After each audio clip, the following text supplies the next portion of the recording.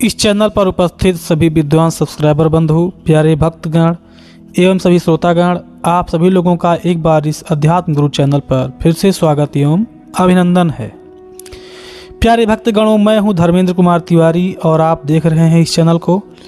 प्यारे भक्तगणों, मैंने पिछले वीडियो में आपको बताया था कि हिरण्यकश्यप का भगवान श्री राम से क्यों दुश्मनी था, उसके नाम से उसने हरदोई जिले में क्यों राख के नाम का उन्होंने रोक लगा दिया था।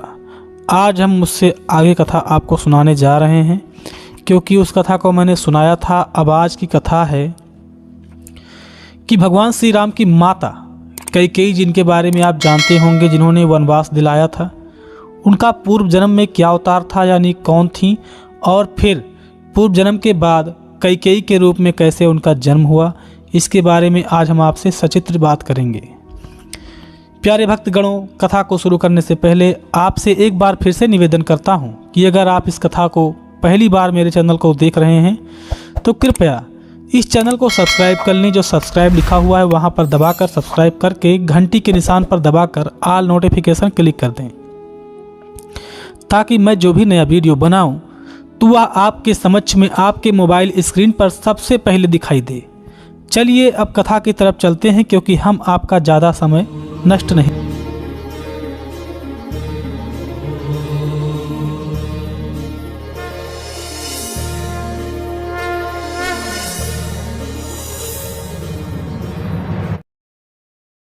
करेंगे। प्यारे भक्तगणों, यह कथा उस समय शुरू होती है जब महाराज दशरथ जीवित थे और भगवान श्री राम का विवाह हो चुका था। और उस समय एक ऋषि हुआ करते थे जिनका नाम था मुद्गल ऋषि। मुद्गल ऋषि भविष्य वक्ता थे, जो भविष्य के बारे में सारी जानकारी रखते थे।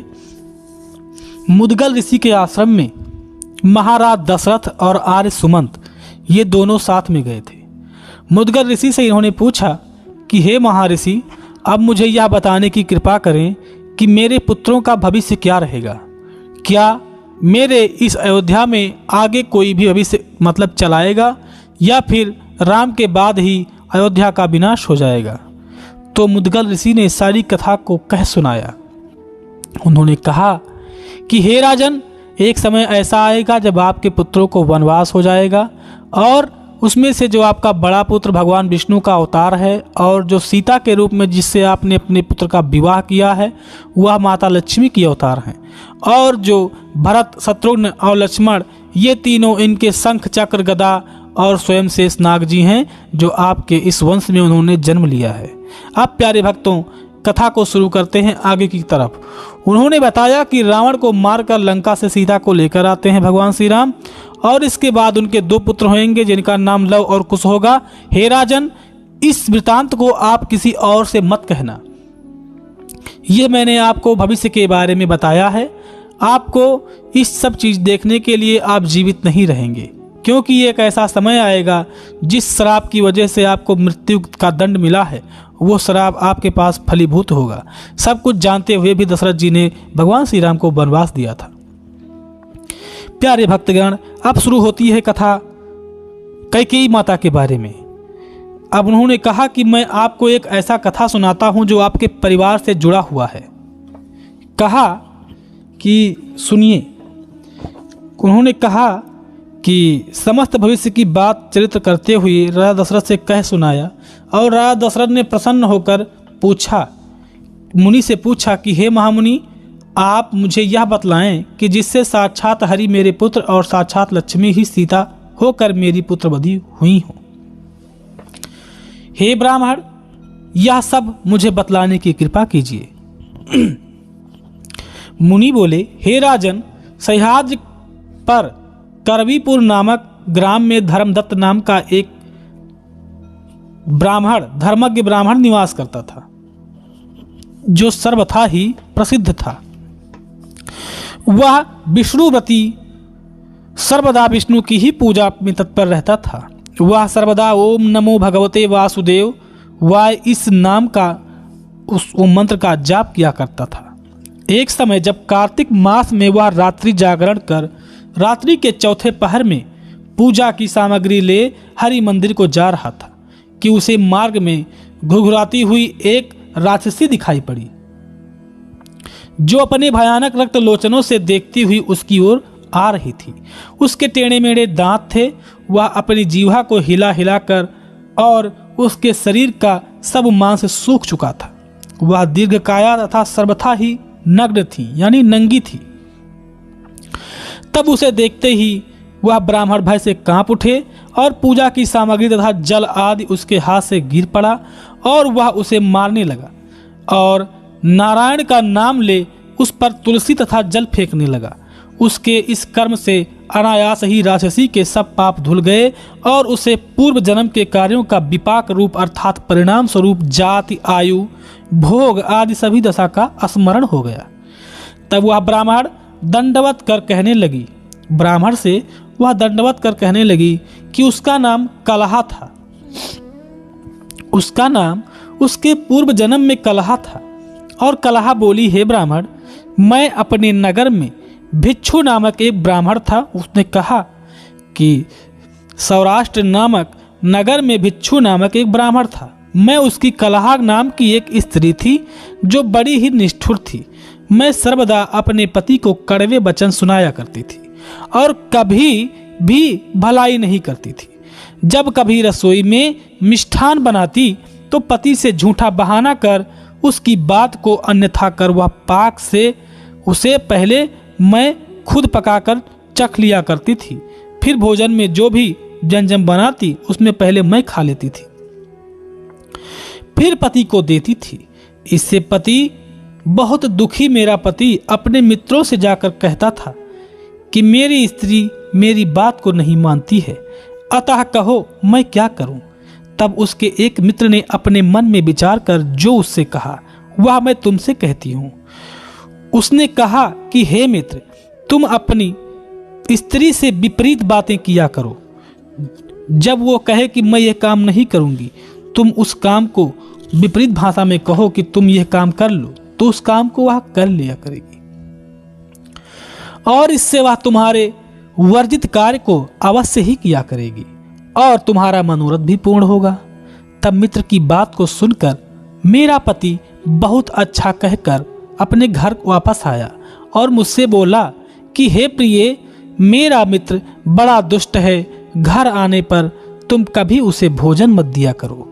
तब पति के इस वाक्य को सुनकर मैंने उससे कहा, तुम्हारा मित्र तो सब ब्राह्मणों में उत्तम ब्राह्मण है तथा बड़ा सज्जन है, उसको तो मैं आज ही भोजन के लिए आमंत्रित करूंगी। पतिदेव से ऐसा कहकर मैं स्वयं जाकर अपने पति के मित्र को बुला लाई। तब से मेरा पति अपने विपरीत कथन से मुझसे कार्य साधन करने लगा। इसके पश्चात एक दिन अपने पिता की मृत्यु तिथि को देखकर मेरा पति मुझसे कहने लगा कि हे दायिते, यद्यपि आज मेरे पिता की तिथि है तथापि मैं पिता का श्राद्ध नहीं करूंगा। यह सुनकर मैं सर्वदा उसके प्रतिकूल ही किया करती थी। मैंने शीघ्र ही कई ब्राह्मणों को भोजन का निमंत्रण दे दिया और पति से कह दिया कि तुम को धिक्कार है जो तुम अपने पिता का श्राद्ध नहीं करते हो। पुत्र का क्या धर्म है, तुम इस बात को नहीं जानते हो, इसलिए न जाने तुम्हारी क्या गति होगी। तब उससे ऐसा कहा, यदि करना ही है तो एक ब्राह्मण को ही निमंत्रण देना। ऐसा उस ब्राह्मण ने अपनी पत्नी से कहा, और अधिक बखेड़ा मत बढ़ाना और पकवान तथा मिष्ठान आदि का व्यय नहीं करना, यानी नुकसान नहीं करना। यह सुनकर मैंने एक साथ ही 18 ब्राह्मणों को निमंत्रण दे दिया और श्राद्ध के लिए भी कई प्रकार के पकवान बना डाला। फिर मेरे उस पति ने मुझसे कहा कि आज तुम प्रथम मेरे साथ मिष्ठान भोजन करना, इसके पश्चात अपना झूठा भोजन ही ब्राह्मणों को परोसना।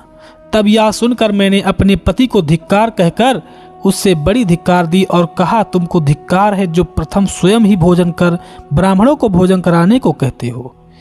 हे ब्राह्मण, इस प्रकार के अपने विपरीत वाक्यों द्वारा पति ने सविधि मुझसे श्राद्ध करवाया और पिंडदान आदि करके फिर मुझसे बोला कि आज तो मैं नहीं खाऊंगा और एकमात्र उपवास ही करूंगा। तब उसकी इस बात को सुनकर मैंने उसे भरपेट मिष्ठान भोजन करवाया। तब पति ने भूलकर मुझसे यह कहा दिया कि इन पिंडों को ले जाकर सप्रेम तुम सुंदर तीर्थ के जल में फेंकाओ, यानी उसमें विसर्जित कर दो। मैं उन पिंडों को ले जाकर शौचालय में विसर्जित कराई, जिससे वह विप्र व्याकुल हो गया और हाय हाय करने लगा। फिर क्षण भर में मुझसे बोला कि देख, इस शौच कूप में उतरकर उन पिंडों को अब बाहर न निकाल देना। तब मैंने उस शौच कूप में उतरकर उन पिंडों को बाहर निकाल दिया, और जब पति ने कहा कि देखो इन्हें कहीं तीर्थ में न डाल देना, तब मैंने ले जाकर पिंडों को सादर एक तीर्थ के जल में विसर्जित कर दिया। इस प्रकार मुझ कलहा ने कभी भी पति का आदर नहीं किया। तब मेरे पति ने दुखित होकर दूसरा ब्याह करने का निश्चय कर लिया। इससे मैंने वहीं घर में जहर खा लिया और अपना प्राण त्याग दिया। यम के दूत बांधकर यमराज के पास ले गए। तब यमराज ने चित्रगुप्त से पूछा कि तुम इसके कर्म कैसे हैं, इसके बारे में मुझे सचित्र जानकारी दीजिए। जैसा शुभ अशुभ इसने किया हो, इसको वैसे ही फल दिया जाएगा। तब चित्रगुप्त मुझे धमकाता हुआ कहने लगा कि इसने तो कभी भी शुभ कर्म किया ही नहीं है। यह मीठे भोजन बनाकर स्वयं खा लेती थी और अपने पति को कभी नहीं देती थी। इसलिए बल्ग योनि में स्वयं का विष्ठा खाने वाली उत्पन्न हुए। उन्होंने कहा कि ये बल्ग योनि में इसको डाल दिया जाए, ये विष्ठा खाएगी, और इसके बाद यह अपने पति से सर्वदा विवाद करती रही। अतः इसे पति से द्वेष करने के कारण यह विष्ठा खाने वाली सुअर हो जाए, यानी सुअरी योनि में चली जाए, जो सुअर के रूप में होती है सुकरी बन जाए। और हे यम, इधर छिपकर भोजन बनाने के पात्र में अकेले ही खाने वाली बिल्ली बने। उन्होंने कहा सुअर के बाद जब मरे तो बिल्ली के रूप में जन्म ले, और पति के उद्देश्य से इसने आत्मघात किया है, अतः यह अति निंदन प्रेत योनि को प्राप्त हुए। उन्होंने कहा इसके बाद यह प्रेत योनि को प्राप्त हो जावे। कलहा बोली, हे ब्राह्मण, तदंतर यम के दूत क्षण भर में मुझसे मरुद देश में ले जाकर वही छोड़ दिया, और वहां मुझे पहली योनि जो मिली वो प्रेत योनि में डाला गया। फिर यम के दूत अपने स्थान को चले गए। मैं 15 वर्ष तक प्रेत योनि में रही। सुकृत कर्मों के अनुसार भूख प्यास से अत्यंत दुखी होने लगी। तब नित्य भूख से मुझे अत्यंत ही कष्ट प्राप्त होने लगा। फिर वाणिक देह को प्राप्त कर दक्षिण में कृष्ण मावेड़ी के संगम पर आई। वहां मेरी भेंट शिव एवं विष्णु के गणों से हो गई। उन्होंने मुझे वाणिक के शरीर से पृथक पृथक कर दिया, यानी मुझे नष्ट कर दिया, मुझे काट डाला। तदंतर हे ब्राह्मण, मैं क्षुधा से मृतक होती जा रही थी एवं भ्रमण करती हुई यहाँ आकर तुम्हारा दर्शन किया है। अब यहाँ तुम्हारे हाथ का जल तुलसी को पाकर मेरे पाप नष्ट हो गए हैं। एतियाओ हे विपेंद्र, अब आप मुझ पर ऐसी कुछ कृपा करें जिससे मैं भावी 3 योनियों से मुक्त हो जाऊं। तब ब्राह्मण ने कहा, उन्होंने कहा जब वो फिर कह रही है कि हे मुनिसत्तम, मैं आपकी शरणागत हूं, आप मेरा प्रेत योनि से उद्धार कीजिए। तब कलहा के इस वृतांत को सुनकर ब्राह्मण अपने पाप कर्मों से भयभीत, विस्मित और दुखी होकर इसकी इस ग्लानिपूर्ण दशा को देखकर कृपायुक्त मन से कुछ देर तक ध्यान अवस्थित होकर विचार करता रहा। फिर उससे यह सुंदर वाक्य बोला। धर्मदत्त बोला कि तीर्थाटन, दान और व्रत से पाप की निवृत्ति होती है, परंतु तेरा अधिकार नहीं है, क्योंकि तू प्रेत योनि में स्थित है। तेरी इस दुर्दशा को देखकर मेरा मन अत्यंत ही दुखित हो रहा है। जब तक इस दुख से तेरी निवृत्ति नहीं होगी, तब तक मुझे शांति न प्राप्त होगी। तेरा यह नीच प्रेतत्व और 3 योनियों को भोगने वाला भयंकर पाप साधारण पुण्यों से क्षीण नहीं होगा। अतः यह जो मैंने सर्वदा कार्तिक का व्रत करके पुण्य अर्जित किया है, उसका आधा भाग तुझे देता हूँ। इससे तू सद्गति को प्राप्त होगी, क्योंकि कार्तिक के व्रत के पुण्य के समान यज्ञ, दान और तीर्थ आदि कोई भी नहीं है। यह सर्वथा ही निश्चित है। फिर मुदगल ऋषि भगवान राजा दशरथ से बोले कि यह कहकर धर्मदत्त ने ज्यों ही उसके ऊपर तुलसी तथा जल के छिड़क कर 12 अक्षर मंत्र बोला, ओम नमो भगवते वासुदेवाय, त्यों ही वह प्रेत योनि से मुक्त हो गई और उसके शरीर में स्वतः अग्नि लग गई और वह उसी से अग्निशिखा से दिव्य रूप धारण करके उर्वशी के समान सुंदर शरीर को प्राप्त हुई। फिर तो वह दंडवत कर ब्राह्मण के चरणों में गिर पड़ी और हर्षित हो गई। यह गदगद वाक्य बोली कि हे द्विजोत्तम, आपने मुझे नरक से बचाया है। मैं पाप सागर में डूब रही थी, आपने वास्तविक नौका का कार्य किया है। हे मुद्गल ऋषि बोलते हैं कि उसके ऐसा कहते ही उसने देखा कि आकाश के मार्ग से विष्णु का रूप धारण किए हुए गण एक सुंदर विमान लेकर वहां उतर रहे हैं और फिर तो विमान में बैठे हुए पुण्यशील और सुशील ने उतरकर उसे उस सुंदर विमान में बिठा लिया। उसमें जो 2 गण थे उनका नाम था पुण्यशील और सुशील। अप्सराएं उसकी सेवा करने लगीं। विमान को देखकर धर्मदत्त भी बड़े आश्चर्य में पड़ गए और पुण्य रूपी पुण्यशील और सुशील को देखकर वह उन्हें प्रणाम करने लगे। तब उन तीनों ने उस नम्र ब्राह्मण को देखकर उसका अभिनंदन करते हुए कहा कि हे धर्मवाक्य, उन्होंने कहा, एक धर्मवाक्य बोला। उन दोनों गणों ने कहा, हे द्विजश्रेष्ठ, अवश्य ही तुम धन्यवाद के पात्र हो, क्योंकि तुम ही दीनों पर दया करते हो। तुम धर्म हो और विष्णु व्रत परायण हो। तुम अपने बाल्यकाल से ही जो कार्तिक मास का व्रत करते रहे, आज उसी पुण्य का आधा भाग दान किए हो। इससे तुम्हारा पुण्य और भी दुगना हो गया। तुम्हारे आधे पुण्य प्रताप से इसके पूर्व जन्म में सैकड़ों कर्मों का जो भी पाप था सब नाश हो गया है। तुमने जो तुलसी युक्त जल से स्नान कराया है उससे इसके पूर्वकृत पाप भी विलीन हो गए हैं और विष्णु जागरण के पुण्य से इसके लिए यह विमान आया है। हे साधो, तुमने जो दीप दान किया है इसके पुण्य प्रभाव से तेजस्वी रूप धारण किया। हम इसको अनेक प्रकार के सुख भोगने के हेतु बैकुंठ को ले जा रहे हैं। हे कृपानिधान, हे कृपानिधे, तुम्हारी तुलसी पूजा तथा कार्तिक व्रत के पुण्य से यह विष्णु भगवान की समीपता को प्राप्त हुई है। तुम भी इस जन्म के अंत में स्त्री सहित, जो तुम्हारी वास्तविक स्त्री है, उसके सहित तुम बैकुंठ धाम में जाकर विष्णु की समीपता तथा सार्य रूपता को प्राप्त होंगे। हे धर्मदत्त, वे धन्य बड़े परमात्मा हैं, वो धर्मात्मा और सफल जन्म वाले हैं, जिन्होंने तुम्हारे समान श्री विष्णु जी की आराधना की है। जो मनुष्य सब भक्ति दृढ़ता से श्री विष्णु जी की पूजन करते हैं वे धन्य हैं तथा उन्हीं का जन्म सफल है। विष्णु जी मनुष्य को क्या नहीं देते हैं। पूर्व समय में जब राजा उत्तानपाद ने ध्रुव पुत्र ध्रुव को विष्णु जी के ध्रुव यानी विष्णु जी ने ध्रुव पद पर स्थापित कर दिया तो उसके नाम स्मरण से ही मनुष्य सदगति को प्राप्त हो जाते हैं। जब मगरमच्छ ने गजेंद्र को पकड़ा था तो उसके नाम को स्मरण करते ही वह मुक्त हो गया और सानिध्य होकर वह श्री भगवान विष्णु को प्राप्त हो गया। पुनः वह जय नामक एक द्वारपाल बन गया और ग्रह भी विष्णु का चिंतन कर विजय का नामक एक द्वारपाल बन गया।